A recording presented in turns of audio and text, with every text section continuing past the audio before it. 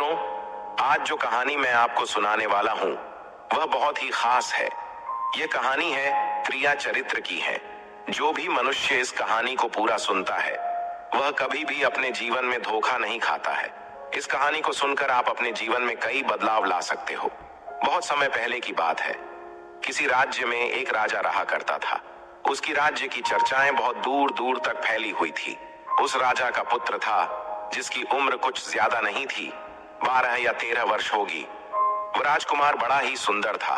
जब राजा ने उसकी शादी की तो राजकुमार उस वक्त मात्र 14 वर्ष का था और राजा अब बूढ़ा हो चुका था।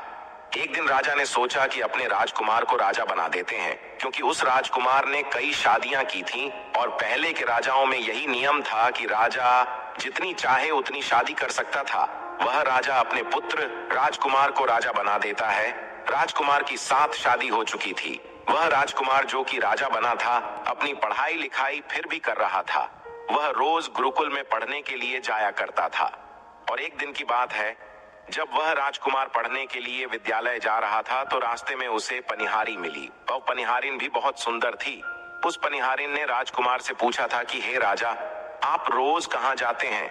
राजकुमार कहता है कि मैं रोज विद्या ग्रहण करने के लिए अपने गुरु के पास जाता हूँ। तो वह कहती है, यह तो अच्छी बात है, लेकिन यह बताइए आपने त्रिया चरित्र पढ़ा है?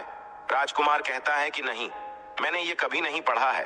फिर पनिहारिन कहती है कि आप त्रिया चरित्र अवश्य पढ़ना। मित्रों, राजकुमार कहता है कि यह त्रिया चरित्र क्या होता है? पनिहारी ने कहा कि आप यह बात अपने गुरु से जाकर पूछना और त्रिया चरित्र को अवश्य ही पढ़ना।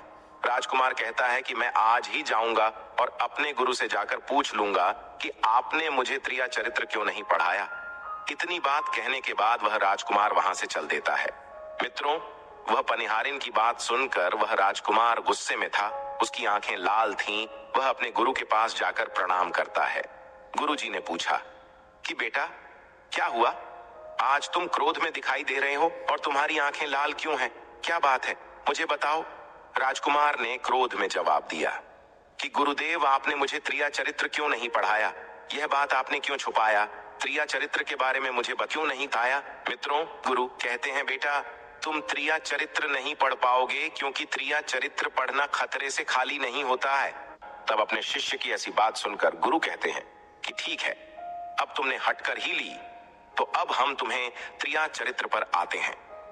त्रिया चरित्र पढ़ते पढ़ते राजकुमार को 1 साल हो गए और जब 1 वर्ष हो गया तो गुरु ने कहा कि बेटा, अब तुम्हारी पढ़ाई पूरी हो चुकी है। अब तुम घर जा सकते हो और आज से अपने राज्य को चला सकते हो। अब तुम्हें यहाँ आने की कोई आवश्यकता नहीं है। मित्रों, राजकुमार कहता है, ठीक है गुरुदेव। राजकुमार जैसे ही जाने को होता है, गुरुदेव उसे रोक लेते हैं और कहते हैं, बेटा, मैं तुम्हें एक ऐसा यंत्र देता हूं, या जब तुम इसे अपने कानों में लगाओगे तो कोई भी तुम्हें पहचान नहीं पाएगा और तुम उसे पहचान लोगे। राजकुमार वह यंत्र अपने हाथों में ले लेता है। मित्रों, गुरु कहते हैं, तुम इस यंत्र को ले जाओ और रात के 12 बजे आज ही के रात में अपने महल से निकलकर के जंगल की तरफ जाना और पूर्व दिशा की ओर जाना। और जब तुम पूर्व दिशा की ओर जाओ तो यह यंत्र अपने कानों में लगा लेना और वहीं पर खड़ा हो जाना। वो राजकुमार कहता है कि ठीक है, ऐसा ही करेंगे। फिर राजकुमार गुरुकुल से महल की ओर चल देता है और जब रात के 12 बज जाते हैं और उस राजकुमार की 7 पत्नियां सो जाती हैं, तब आधी रात के समय वह राजकुमार अपने हाथों में यंत्र लेकर महल से जंगल की तरफ चल देता है। राजा जंगल में पूर्व दिशा की ओर जाता है और वहां जाकर अपने कानों में यंत्र लगा लेता है और वहीं पर खड़ा हो जाता है। तो उसने क्या देखा कि वहीं पनिहारिन जो मुझे रास्ते में मिली थी, वहीं पनिहारिन एक थाली में खाना लेकर जंगल को जा रही है। वहां थोड़ी ही दूरी पर एक संत अपनी कुटिया में रहते थे। वह पनिहारिन संत के पास खाना लेकर जा रही थी। राजा ने देखा कि यह तो वही पनिहारिन है जिसने मुझसे कहा था कि त्रिया चरित्र की पढ़ाई करो। लेकिन पनिहारिन उस राजा को नहीं पहचान पाई, क्योंकि राजा के कानों में यंत्र लगा हुआ था। यंत्र लगने की वजह से राजा किसी को भी पहचान सकता था। राजा ने अपने मन में सोचा कि चलो उसके पीछे चलते हैं कि यह आधी रात को भोजन लेकर संत कुतिया की तरफ क्यों जा रही है, इसका क्या कारण है। मित्रों, वह राजा भी उसके पीछे पीछे छुपता हुआ चल दिया। अब वह पनिहारिन उस कुटिया में उस बाबा के वहां पहुंचती है। उस बाबा के पास जादू की पोटली थी और वह बाबा जादूगर था। राजा पीछे पीछे गया और वह छुप करके देख रहा था कि वह पनिहारिन औरत को बाबा क्या करेंगे। बाबा ने पनिहारिन से कहा, अरे पनिहारिन, पहले तो मुझे ये बता कि आज आने में इतनी देर कैसे लग गई। हाथ जोड़कर पनिहारिन कहने लगी कि महात्मा जी, मेरा विवाह हो चुका है और मेरे पति मुझे ले जाने के लिए आए हैं। हमें लेकर कल चले जाएंगे, इसीलिए हमें उन्हें सुलझाने में थोड़ी देर लग गई और यहाँ आने में भी देर हो गई। मित्रों, जब यह बात साधु ने सुनी कि पनिहारी का विवाह हो चुका है और इसका पति इसे लेने आया है, तो साधु कहता है कि पनिहारिन, इसका मतलब है कि तुम अपने पति के साथ जाना चाहती हो, तो हमारे पास क्यों आई हो। पनिहारिन कहती है कि मैं आपके बिना नहीं रह सकती हूँ, मैं आपके बिना नहीं जी सकती हूँ। तो साधु कहता है कि पनिहारिन, इसके लिए तुम्हें काम करना होगा। साधु एक बड़ा सा चाकू निकलता है और पनिहारिन से कहता है कि पनिहारिन, जाओ अपने पति के गर्दन काटकर यहाँ लेकर आ जाओ। अपने उस पति को मार दो जो हमारे और तुम्हारे बीच में दरार बन रहा है। तब और उसका पति सो रहा था। वहां जाकर अपने पति की गर्दन काट देती है और उसकी गर्दन को लेकर साधु के पास आती है। और जो राजकुमार थे उसके पीछे पीछे उसका सारा कारनामा देख रहे थे।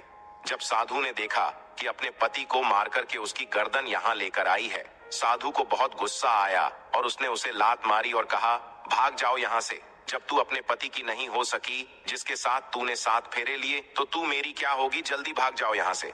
अगर तुम मेरे पास दोबारा आई तो मैं तुझे जीवित नहीं छोड़ूंगा। मित्रों, साधु की यह बात सुनकर उस पनिहारिन को ऐसा लगा जैसे उसके पैरों तले जमीन खिसक गई हो। फिर भी अपने पति की कटी हुई गर्दन घर लेकर के आई और उसकी गर्दन जोर देती है और वहीं बैठ जाती है। और इधर जैसे ही सवेरा हुआ, अपने पति के पास बैठकर रोने लगती है और चिल्लाने लगती है। कहती है, देखो देखो, किसी ने मेरे पति की हत्या कर दी। लेकिन रात में उस पनिहारिन का सारा कारनामा राजकुमार देख चुका था। इधर सारे गांव वाले पनिहारिन के घर चले जाते हैं और उसका दाह संस्कार करने के लिए, और वह पनिहारिन भी पीछे से भागती हुई रोती हुई चली जा रही थी। और उधर राजकुमार भी जा रहे थे जो कि अपने राज्य के राजा बन चुके थे। पनिहारिन भागती हुई चिल्लाती हुई पहुंची और कहने लगी, मैं सती बनूंगी, क्योंकि अगर जब मेरे पति ही नहीं रहे तो ऐसे जीवन का क्या फायदा। मैं इन्हीं के साथ सती हो जाऊंगी। राजा को उसकी बातें सुनकर हंसी आ जाती है और राजा कहता है, त्रिया चरित्र, जाने ना कोई और खसम मेरी के हुए सतीराज। मित्रों, राजकुमार की यह बात और कोई तो नहीं समझ पाया, लेकिन वह पनिहारिन समझ जाती है। कहती है कि राजा साहब, आप हमारे ऊपर यह बात कह रहे हैं, लेकिन चलिए कोई बात नहीं, मैं सती हो जाऊंगी। लेकिन पनिहारिन जाते जाते कहती हैं, मैं तुम्हें एक बात बताती हूँ। राजकुमार कहता है, क्या बताओ। पनिहारिन कहती है कि राजा साहब, आप जब चटाई पर बैठे तो चटाई को झाड़ कर बैठना। राजा कहता है कि यह पनिहारिन क्या कह रही है, मैं तो राजा हूँ, मुझे चटाई पर बैठने की क्या आवश्यकता है। पनिहारिन कहती हैं कि नहीं, जब भी तुम्हें कोई नौबत आए चटाई पर बैठने की तो तुम चटाई को झाड़ कर बैठना। राजकुमार कहता है कि चलो ठीक है, अगर तुम कह रही हो तो मैं ऐसा ही करूंगा। और कहने के बाद वह अपने पति के साथ सती हो जाती है और राजकुमार उनका अंतिम संस्कार करवाकर अपने घर को आ जाते हैं। मित्रों, इसी तरीके से पूरा दिन व्यतीत हुआ और उधर जब दूसरी रात आई, अपने गुरु के कहने के अनुसार वही यंत्र कान में लगाया और पूर्व दिशा की ओर उसी स्थान पर जाकर खड़ा हो गया जहां पर पिछली रात खड़ा हुआ था। दूसरी रात को राजकुमार ने क्या देखा, अपनी 7 पत्नियों को भोजन की थाली अपने अपने हाथों में लेकर उसी साधु की कुटिया की तरफ जा रही है। जैसे ही राजा ने अपनी 7 पत्नियों को उस साधु की कुटिया की तरफ जाते हुए देखा, राजकुमार के पैरों तले जमीन खिसक गई। वह अपने मन में सोचने लगा कि ये क्या चक्कर है। तभी उनमें से एक रानी राजकुमार को देख लेती है, लेकिन रानियों ने अपने पति राजकुमार को नहीं पहचान पाई, क्योंकि राजकुमार अपने कानों में यंत्र लगाए हुए थे। वह यंत्र लगाने की वजह से राजा को कोई पहचान नहीं पाता था। उनमें से एक रानी कहती है कि ये लड़का इतनी रात को यहाँ क्यों खड़ा है। तब रानियों ने उसके लड़के को अपनी तरह बुलाया और कहा, कृपया आप हमारी सहायता करें, इस सामान को उस कुटिया तक ले चलो। मित्रों, बिना कुछ सोचे समझे राजकुमार ने वह थाली अपने हाथों में ले ली और अपनी रानियों के साथ कुटिया तक जाने लगा। जब 7 रानियां और राजकुमार उस साधु की कुटिया में पहुंचते हैं और राजकुमार कुछ भी नहीं बोल रहा था, क्योंकि राजकुमार देखना चाहता था कि हमारे प्यार में ऐसी क्या कमी है जो हमारी 7 रानियां इस साधु के पास आती हैं, और इस साधु के पास ऐसा क्या है जो हमारी 7 रानी अभी यहाँ आ रही है। मित्रों, राजकुमार छुप कर ये सब जानना चाहता था। इधर जब वह 7 रानियां राजकुमार को लेकर साधु के पास पहुंची तो महात्मा राजकुमार को देखकर कहता है कि ये कौन है। तो 7 रानियां कहती हैं कि महात्मा जी, ये बालक हमें रास्ते में मिला, इसने हमारी सहायता की तो हम इसे अपने साथ लेकर आ गए। रानी कहती है कि एक काम करते हैं, इसे आज रात यहीं रहने देते हैं, कल सुबह होते ही यह चला जाएगा। उस साधु उनकी बातों को मान लेता है। वह साधु अपने शिष्य को बुलाता है और उससे कहता है कि आज रात के लिए इस बालक की रुकने की व्यवस्था कर दो। वह शिष्य राजकुमार को लेकर एक कमरे में जाता है। उस कमरे में एक चटाई बिछी हुई थी। शिष्य कहता है कि देख भाई, आज तुझे चटाई पर सोना पड़ेगा। वह शिष्य राजकुमार को इतना कहकर वहां से चला जाता है। मित्रों, राजकुमार उस कमरे में अकेला पड़ जाता है। अपने मन में सोचता है कि आज तो नौबत आ ही गई चटाई पर सोने की। चलिए कोई बात नहीं, आज की रात हम चटाई पर ही गुजार लेंगे। राजकुमार जैसे ही चटाई पर बैठने ही वाला था, उसे पनिहारिन की बात याद आ गया। वह सोचने लगा कि पनिहारी ने मुझसे कहा था कि जब भी तुम्हें चटाई पर बैठने की नौबत आए, तुम चटाई को अवश्य झाड़ लेना। चलो आज पहले झाड़ ही लेते हैं, हो सकता है इसका कोई राज हो। जैसे ही राजा ने चटाई उठाई तो उसने क्या देखा? उसने देखा कि एक बहुत बड़ा भयानक कुआं है। जब उस कुएं को देखा तो राजा के होश उड़ गए। राजा उस कुएं के अंदर झांक कर देखता है। राजा को अंदर बहुत सारे कैदी दिखाई देते हैं, जिन्हें उस साधु ने अंदर कैद करके रखा था। उन कैदियों में से एक आदमी ने राजकुमार को पहचान लिया। बाद में राजकुमार से कहता है कि राजकुमार, आप यहाँ कैसे आ गए? राजकुमार कहता है कि धीरे बोलो, नहीं तो सब पोल पट्टी खुल जाएगी। तब सभी कैदियों ने कहा कि राजा साहब, आप यहाँ से भाग जाए। हम तो यहाँ से निकल नहीं पाए, लेकिन आप यहाँ से भाग जाए, नहीं तो आपका भी यही हाल हो जाएगा जो कि हमारा हुआ है। आप भी यहाँ फंस जाएंगे, आपको भी पकड़कर ये साधु इसी में डाल देगा। आप जितना जल्दी हो सके यहाँ से भाग जाए। राजा जब उस कमरे के अंदर गया था तो अपने कान में से यंत्र निकाल लिया था, और जब राजा वहां से भागा तो अपने कान में यंत्र लगाना भूल ही गया। मित्रों, राजा को भागते हुए उन रानियों ने और साधु ने देख लिया था। रानियों ने जब राजा को भागते हुए देखा तो रानी कहती है, यह तो हमारे पति है। महात्मा से कहती है कि महात्मा जी, अब तो हमारी सारी पोल पट्टी खुल जाएगी, ये तो हमारे पति है और वह भागे जा रहे हैं। उन्होंने हमें यहाँ देख लिया है, अब हमारा क्या होगा? और साधु कहता है कि तुम यहाँ क्या देख रही हो, जल्दी जाओ और अपने पति को पकड़ कर लाना। तो रानियां राजकुमार को पकड़ने के लिए दौड़ी दौड़ी जाती है, लेकिन वह राजकुमार जो राजा था इतना तेज था कि वह अपने महल जा पहुंचा और घबराई। रानियों के तो होश उड़ गए। फिर वापस उसी बाबा के पास आती है और बाबा से कहती है कि महाराज, अब तो हमारे पति हमें जीवित नहीं छोड़ेंगे। हम तो अपने पति को बहला फुसलाकर उसके माथे में यह जादुई कील घुसा देना तुम्हारे पति को ढेर बना देगा और साथ मिलकर उसे मार देना, बस कहानी खत्म हो जाएगा। मित्रों, वो 7 रानियां साधु की बात मान लेती हैं और जादुई कील लेकर महल आती है। वह 7 रानियां आपस में विचार करती हैं कि राजा सबसे ज्यादा प्रेम सबसे छोटी वाली रानी को करते हैं, तो वह रानियां मिलकर जादू वाला कील छोटी रानी को दे देती है और कहती हैं, ये लो तुम्हारा काम है, तुम किसी भी तरह राजकुमार के सर में ये कील गाड़ देना। तो छोटी वाली रानी कहती है ठीक है, और छोटी वाली रानी कील ले लेती है।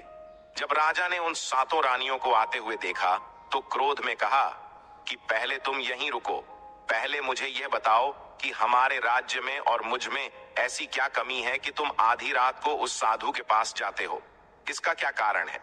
7 रानियां हाथ जोड़कर कहती हैं, महाराज हमें माफ कर दीजिए, हमें लगता है कि उस साधु बाबा ने हम पर कोई जादू टोना कर दिया था, इसीलिए हमसे ऐसी गलती हो गई। आइंदा ऐसी गलती हमसे कभी नहीं होगी। छोटी रानी की ऐसी बातें सुनकर राजा उनकी बातों को मान लेता है, क्योंकि वह राजा छोटी रानी से बहुत प्रेम करता था। मित्रों, वह राजा भी सोचने लगता है कि शायद उस बाबा ने ही इन पर कोई जादू टोना किया होगा और अपनी 7 पत्नियों को माफ कर देता है और कहता है, ठीक है, तुम अपने कमरे में चली जाओ। सबसे छोटी रानी, जिसे राजकुमार बहुत प्रेम करता था, वह राजकुमार को खाना खिलाती है और राजकुमार को सुला देती है। जब वह राजा सो गया तो वह रानियां भी वहीं आ जाती हैं। सबसे छोटी रानी जो थी, वह जादुई कील निकालती है और राजा के माथे में घुसा देती है। राजा पूरा तेजी से उठा, लेकिन इतने समय में वह ढेर बन चुका था। अब उस राजा में इतनी शक्ति नहीं थी कि उन 7 रानियां से मुकाबला कर सके। वह 7 रानियां उस राजा को पकड़ने लगीं। राजा फिर भी हिम्मत नहीं हारी और अपने महल की खिड़की से कूदकर राजा भागते भागते अपने गुरु के पास पहुंच गया और कहने लगा कि गुरुजी, मुझे माफ कीजिए, मेरी जान बचाइए, नहीं तो मैं मर जाऊंगा। गुरु कहते हैं कि बेटा, मैंने तुमसे कहा था कि तुम त्रिया चरित्र मत सीखो, इसमें जान भी जा सकती है, देखा इसका नतीजा। राजकुमार कहता है, गुरुदेव, मुझे माफ कर दो और जल्दी मेरी जान बचाइए, नहीं तो मैं मारा जाऊंगा। मेरी पत्नी ने मेरे सर में जादुई कील ठोकी है, जिसकी वजह से मैं ढेर बन चुका हूं। मित्रों, गुरु ने जब ध्यान से देखा तो कहा कि यह वही कील है जो साधु ने दिया है, मैं तुम्हें अब नहीं बचा सकता।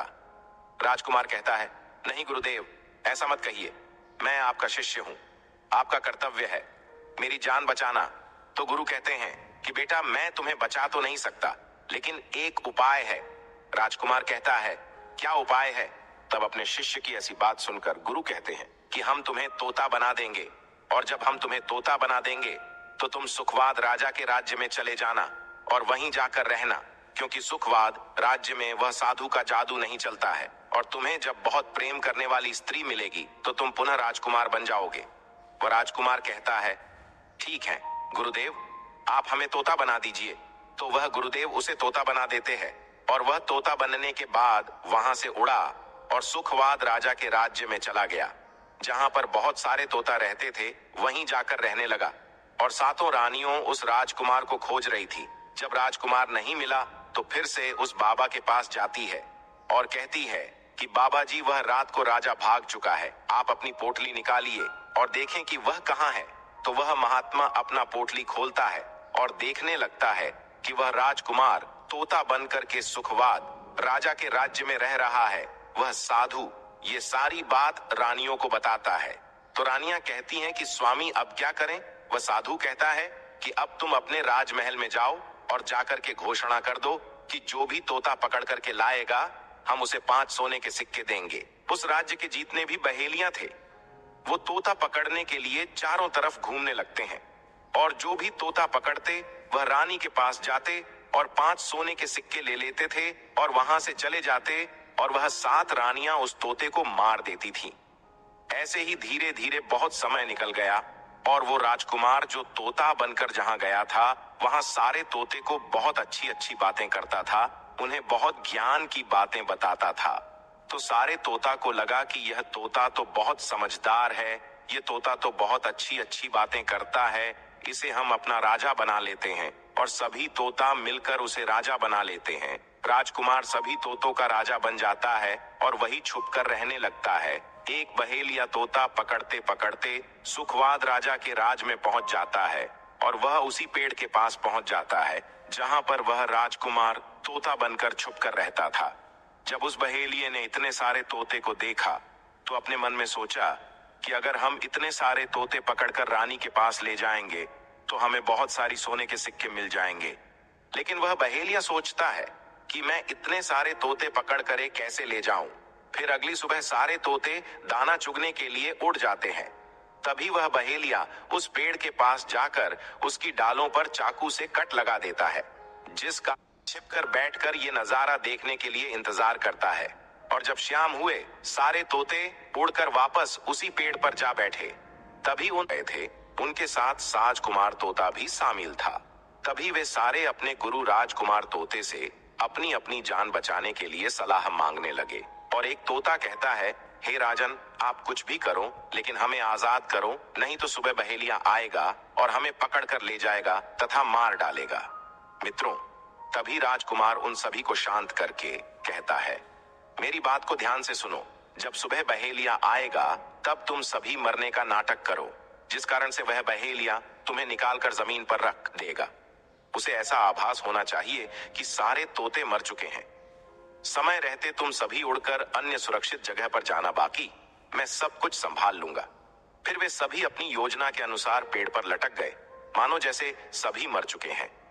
फिर दूसरी सुबह जब बहेलिया वहां आता है तो वह देखता है कि सारे तोते मर चुके हैं और उसे इस बात का अफसोस हो रहा था कि सारे तोते मर चुके हैं, इसलिए वह उन सभी को पेड़ से निकालकर जमीन पर रख देता। तभी सही मौका देख सारे तोते झट से उड़ गए। वहीं दूसरी तरफ उसने देखा कि जो राजकुमार था, जो तोता बना हुआ था, वह वहीं पर रह गया और नीचे जितने भी तोते थे वो सभी उड़कर भाग गए।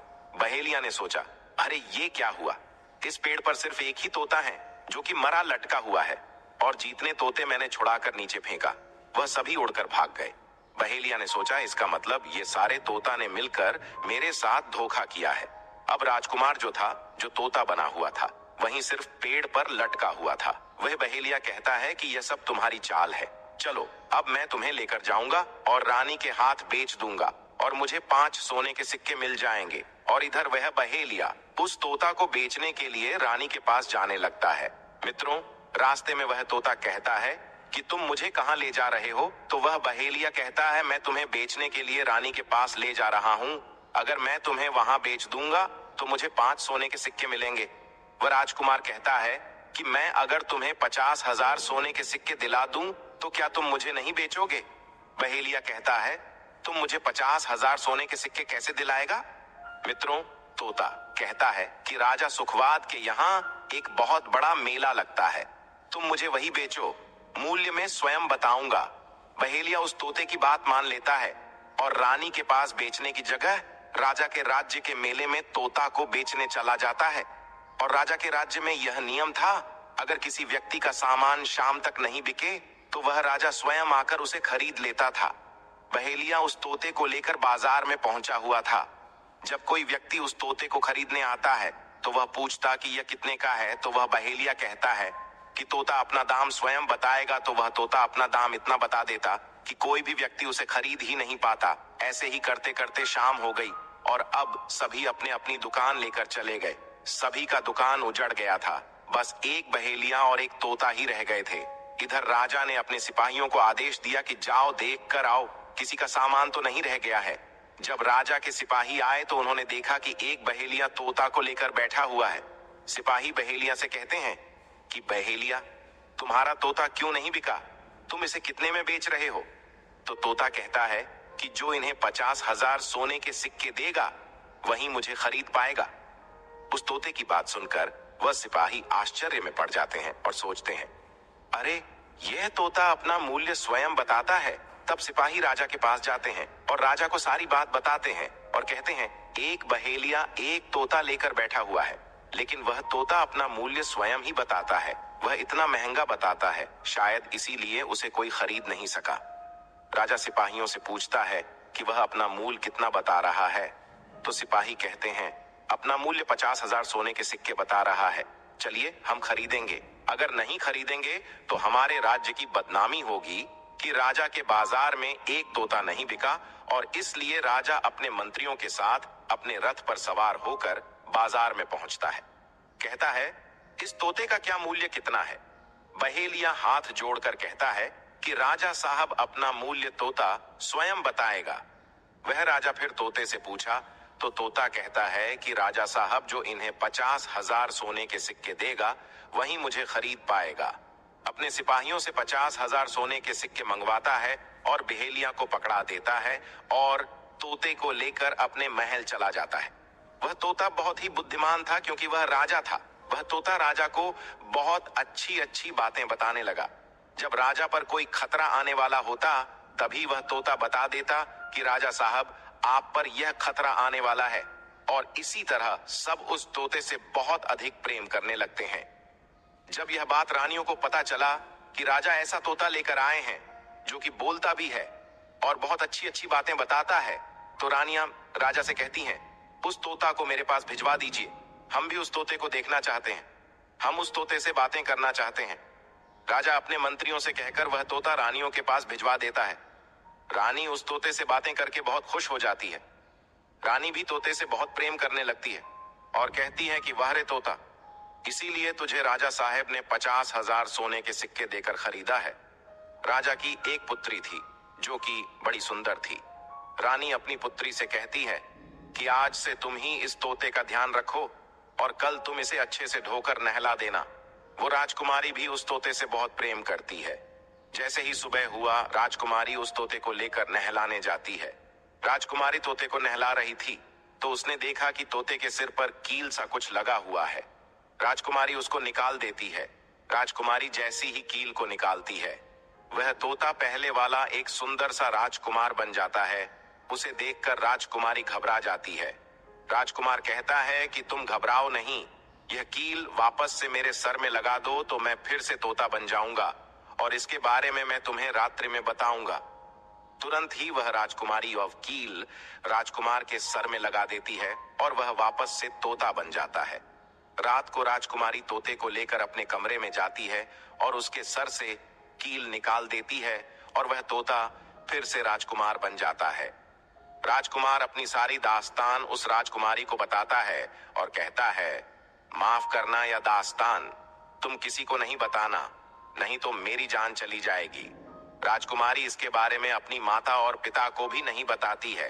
दिन भर वह तोता रहता है और रात को राजकुमारी उस तोते को अपने कमरे में ले जाती और उसके माथे से कील निकाल देती और वह राजकुमार बन जाता है और रात में वह दोनों साथ में ही रहते हैं। और ऐसे ही धीरे धीरे समय निकलता गया। राजकुमारी को राजकुमार से प्रेम हो जाता है। इधर क्या हुआ, जो राजकुमार की पत्नियां थीं, वह बहुत सारे तोते मरवा देती हैं, लेकिन जो राजकुमार तोता बना हुआ था वह उन्हें नहीं मिलता है और वे उसी साधु के पास जाती हैं और कहती हैं कि हे महात्मा, हमारे पति तो अभी तक हमें नहीं मिले, हम अब क्या करें, उन्हें कैसे मारें। वह साधु फिर से अपनी पोटली खोलता है और देखता है कि वह राजकुमार अभी तक तोता बन के राजा के घर में रह रहा है। वह साधु रानियों से कहता है कि तुम एक काम करो कि तुम नृत्य कला सीख लो, हम सभी मिलकर उस राजा के घर नृत्य कला करने जाएंगे। और धीरे धीरे समय बीता। साधु तबला बजाना और 7 रानी पूरी तरह से नृत्य कला सीख चुकी थी। अब साधु को लगा कि हम सफलता प्राप्त कर सकते हैं और उस तोते को उस राजा से मांग सकते हैं। साधु का भेष बदल करके उन 7 रानियों को नृत्य कला वाली स्त्री बन करके राजा के दरबार में पहुंच गई। राजा उस साधु से पूछता है कि आप लोग कौन हैं, यहाँ क्यों आए हैं। तब साधु कहता है कि हम सब नृत्य कला वाले हैं, आपके महल में हम नृत्य कला दिखाना चाहते हैं। राजा को भी गाने और बजाने का बहुत शौक था, वह मान जाते हैं। उधर वह साधु अपना गाना बजाना चालू करता है।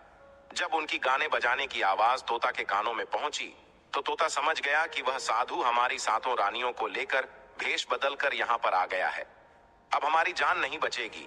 लेकिन जब राजकुमारी उस तोते को लेकर अपने कमरे में जाती है, उस तोते के सर से कील निकालती है और वह तोता राजकुमार बन जाता है और वह राजकुमार सारी बातें उस राजकुमारी को बताता है।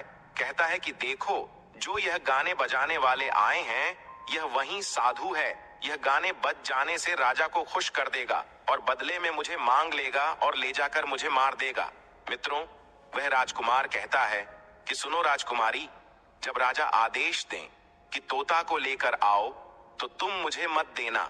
जब राजा खुद यही मुझे लेने आए तब भी तुम मुझे मत देना। कहना कि तोता को नहीं दूंगी, और जब राजा न माने, राजा तुमसे जिद करें और मुझे मांगे, तब तुम गुस्से में आकर के पिंजरे को फेंक देना। उसके बाद मैं अपने बचने का रास्ता हम स्वयं ही ढूंढ लेंगे। राजकुमारी कहती हैं कि ठीक है, और वहां गाना बजाना हुआ तो राजा प्रसन्न होकर उन्हें कहते हैं कि मांगो, क्या मांगना चाहते हो।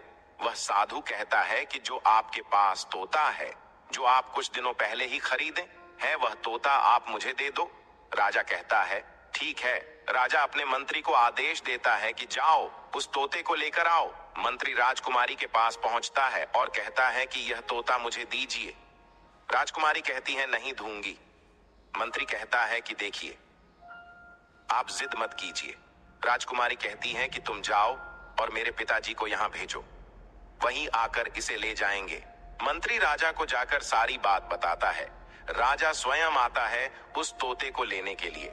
वह राजा जाकर कहता है कि बेटी यह तोता मुझे दे दो, यह नृत्य कला वाले को देना है, जो यहाँ गाना बजाना किए हैं यह उन्हें देना है। तो राजकुमारी कहती हैं कि पिताजी यह तोता मैं नहीं दूंगा। क्रोध में आकर राजा कहने लगा कि तू कैसी बातें कर रही हो, इसे देने का मैंने वादा किया है। जब राजकुमारी ने राजा को क्रोध में देखा तो राजकुमारी को भी गुस्सा आ गया और राजकुमारी गुस्से में पिंजरे को जमीन पर फेंक देती है। वह पिंजरा जैसे ही जमीन पर गिरा वह टूट गया और तोता जो था वह चावल का दाना बन गया। और जैसे ही साधु को यह बात पता चली, साधु भी तुरंत कबूतर बन जाता है और उस दाने को कबूतर खाने लगता है। उसमें से जो एक दाना था बस वही राजकुमार था। जैसे ही वह दाना कबूतर खाने वाला होता है, राजकुमार बाज बन जाता है और एकदम से कबूतर पर झपटता है और उसे मार देता है।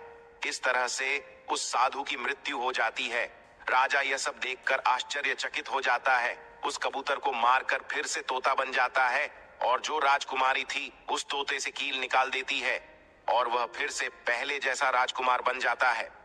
राजकुमारी अपने पिता को सारी बात बता देती है। राजकुमार कहता है कि देखिए राजा साहब, मैं भी एक राजा हूँ और मैं आपकी बेटी से प्रेम करता हूँ और मैं उनसे शादी करना चाहता हूँ। वह राजा अपनी पुत्री से पूछता है कि बेटी क्या तुम इससे शादी करना चाहती हो? तो राजकुमारी कहती हैं कि पिताजी मैं से प्रेम करती हूँ। और फिर राजकुमार उस राजा की पुत्री से विवाह करके अपने महल जाता है और जो उनके 7 पत्नियां थीं उनको पकड़कर बंदी गृह में बंद करवा देता है और राजकुमार खुशी खुशी उस राजकुमारी के साथ रहने लगता है। दोस्तों, जब कोई स्त्री कभी कभी किसी परिस्थिति में चतुराई या चालाकी दिखाती है या दूसरों को बेवकूफ मानते हुए कोई अभिनय ढोंग पाखंड करती है तो इसे ही त्रिया चरित्र कहते हैं, जिसे पढ़ने के बाद राजा को अपनी जान बचाने के लिए क्या क्या नहीं करना पड़ा, क्योंकि राजा को स्त्री के त्रिया चरित्र की पूरी जानकारी हो चुकी थी कि कैसे जब एक स्त्री को अपना स्वार्थ दिखने लगता है तो वह अपने लोगों को भी बेवकूफ बनाकर अपना स्वार्थ को पूरा करती है और उसके साथ रहने वाले लोगों को इसके बारे में भनक तक नहीं लगता कि यह स्त्री त्रिया चरित्र की खेल कर रही है। मित्रों, जो आपके दिल के करीब है उसके बारे में आप पूरी जानकारी रखिए कि उसके अंदर खुद को लेकर कोई स्वार्थ तो नहीं छुपा है, और अगर ऐसा है तो आप उनसे थोड़ा दूर ही रहें, क्योंकि ऐसे में आपको जिंदगी के हर कदम पर धोखा ही मिलेगा, क्योंकि एक स्वार्थी स्त्रियां अपनी स्वार्थ के लिए जिंदगी में कुछ भी कर सकती है। मित्रों, तो उम्मीद है आपको यह कथा अच्छी लगी होगी। इसे पूरा सुनने के लिए आप सभी का धन्यवाद। कमेंट में जय श्री कृष्ण जरूर लिखें। साथ ही वीडियो को लाइक करके चैनल को सब्सक्राइब करना ना भूलिए।